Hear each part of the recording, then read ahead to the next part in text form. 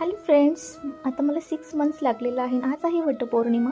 मग चला आजचं रुटीन तुमच्यासोबत शेअर करते. हजबंडसाठी इथं मी टिफिनला वरईचं भात आमटी बनवली, त्यांच्यासाठी ग्रीन टी आणि एक फ्रूट देत असते मॉर्निंगला. त्याच्यानंतर मुलीसाठी हे टिफिन लंच बॉक्स रेडी केला. तिला मी खाली सोडवायला पार्किंगमध्ये जात असते, तिथं बस येत असते. मी येताना मग दूध, छाछ आणि दही वगैरे आणलं आणि लस्सी माझी फेवरेट. त्याच्यानंतर सोसायटीमध्येच मी अर्धा तास वॉक करून घेत असते. त्याच्यानंतर मी म्हटलं चला आता आपण देवपूजा करूया, अंघोळ करूया. आणि मी इथं मॉइश्चरायझर आणि कोकोनट डेली लावत असते. आणि मग मॉर्निंगला भूक लागून जाते म्हणून मग ड्रायफ्रूट्स रात्री भिजवलेले.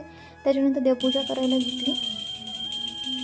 देवपूजेमध्ये माझं हे फिक्स असतं: गणपती अथर्वशीर्ष, गणपती स्तोत्र आणि रामरक्षा आणि एक माळ जाप करते, कारण खूप छान वाटतं मनाला. हे माझं डेली रुटीनचं आहे आणि हे मी पिंटरेस्टवरून प्रिंट डाउनलोड करून घेतलेल्या आणि रोज वाचत असते, तर सकाळी नाही तर संध्याकाळी जर टाईम चुकला तर. आणि त्याच्यानंतर मग वेळ झालेला माझा नारळ पाणीचा आणि एक बुक वाचत असते कोणत्या. तेवढ्यामध्ये माझं एक मिंत्राचं योगा मॅटचं पार्सल आलं.